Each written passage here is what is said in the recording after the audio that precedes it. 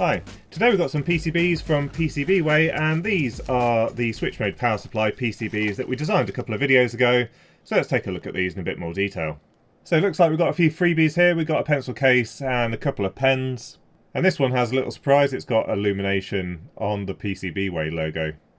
And most importantly, of course, we've got the PCBs themselves. So this is the Flyback converter board that we were in the middle of designing. And I decided to order it in purple, but the surface finish seems to have changed quite a bit. From what I recall, I think the last PCB that I ordered in purple was the GPSDO PCB a couple of years ago, which I've not got around to finishing. But it was in this deep, shiny purple. And now it looks like we've got a bit more of a matte finish, a little bit more pale. It still looks very nice, it's just a slightly different finish to what I was expecting. Now in the last video we wound this transformer, and then someone pointed out in the comments that it didn't look like I got the pin numbers correct, and in fact I'd completely messed up the secondary windings. I've mixed them all up for some reason. I'm not sure what I was thinking, it was getting quite late.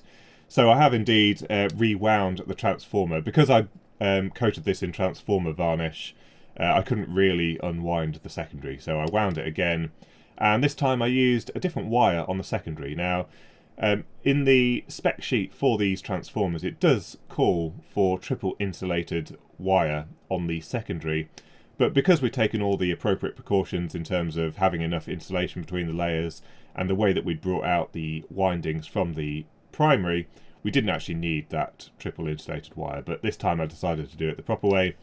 So I ordered some wire here from Power Magnetics in the UK, and these guys seem to sell all of these different types of transformer wire, but they've got all of the different bobbins and all that kind of stuff. So if we build some bigger switch mode power supplies in the future, I think we might have a look at what they've got to offer and see if we can get some of the larger cores so we can build something a little bit bigger.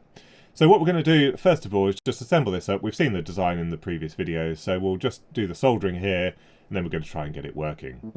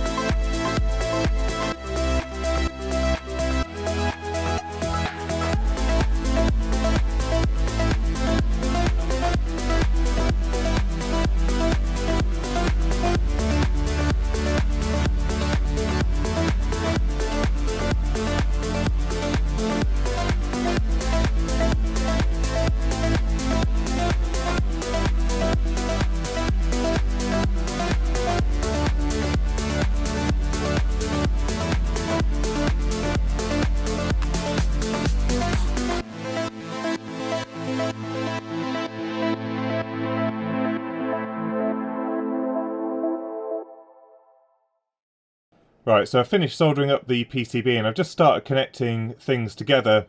So on this side we've got the AC input. Now for now this is connected to a bench power supply rather than just going straight for it and plugging it into the mains.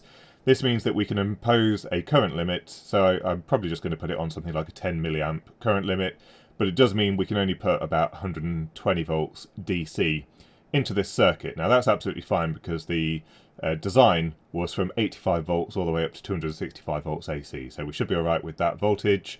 And so what we've got is the meter on the left here. This is measuring the DC voltage into the switcher chip, and this one is measuring the feedback pin on that switcher chip. And what that will do is we should see this stabilize as we bring up the supply rail, and then we'll know that the chip thinks it's in regulation, and if that is the case then we should be able to measure the output voltage and hopefully we will have a regulated output voltage. So let's start turning up the voltage.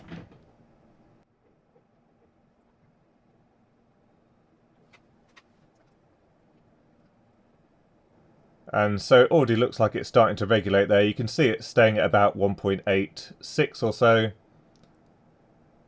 Yeah, and as I keep increasing the input voltage, that's staying pretty stable. So we're about 120 volts DC there, just a little bit lower. We've got a couple of voltage drops there on the bridge rectifier.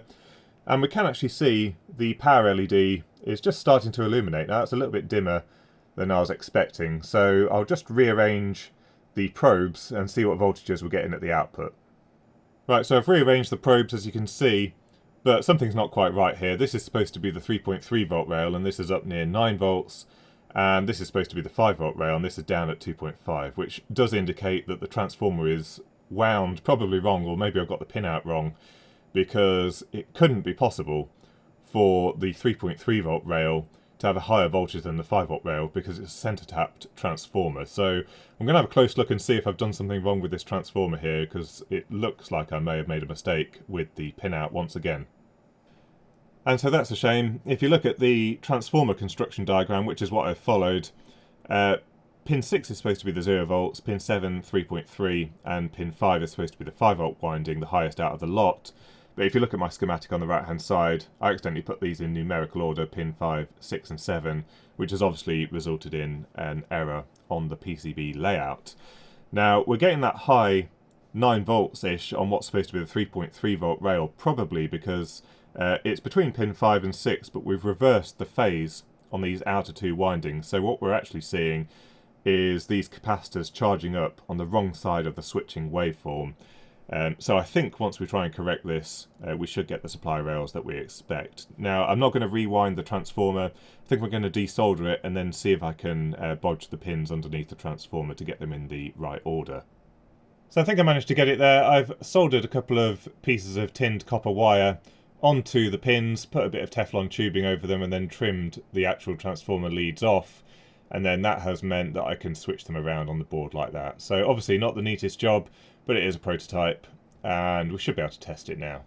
So that looks much better. The voltages are just a little bit higher than we'd like, but that's probably because there's actually no load on the output, other than this pink LED on the 5 volt rail, and there is actually a requirement in the datasheet for a minimum load on here. I think they recommend about a 2K resistor on the outputs, especially in this particular configuration, because we're using the bias winding to give the feedback into the switcher chip, and so we're not actually measuring the output voltage on the two rails here and regulating that. So I'll try adding a bit of load and see if that brings it more towards 3, maybe 3.2 volts and 5 volts here.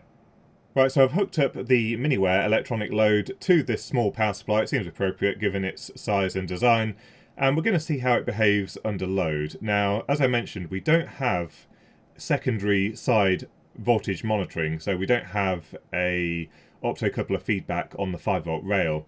So we are relying on that bias winding, and that does introduce some potential errors with matching of the bias winding with the secondaries, but also since we haven't yet fitted the primary side clamp circuit, which it says you may not need, that does have the opportunity to affect the feedback as well. So let's connect up the Miniware, turn it on.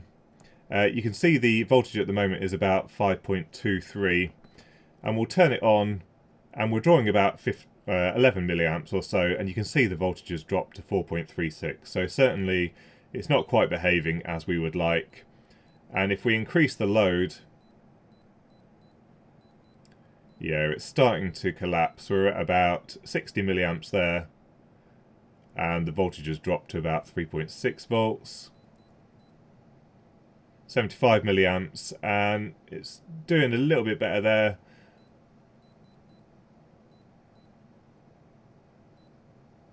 But yeah, as you can see, we're certainly not regulating properly. Right, so I've added that primary clamp down here, and there were a few spikes on the waveform. It wasn't anywhere near the 700 volt limit, but it was spiking a little bit, so this should improve things, and it has made the regulation a little bit better. It's still not perfect. So for example, we're at 30 milliamps now, and it's reading 4.9, which is way better than it was before. And when we got to 70 milliamps, we were down at 3.6 volts, and now it's at 4.6.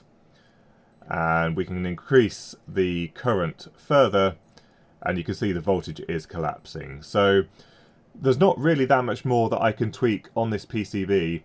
So I think what I'm going to do for the next video is I'm going to wind a few more transformers and see if I can get the windings a bit more consistent, because that really is what causes the tracking between the bias winding and the output voltage. So I'm going to see if I can improve things further.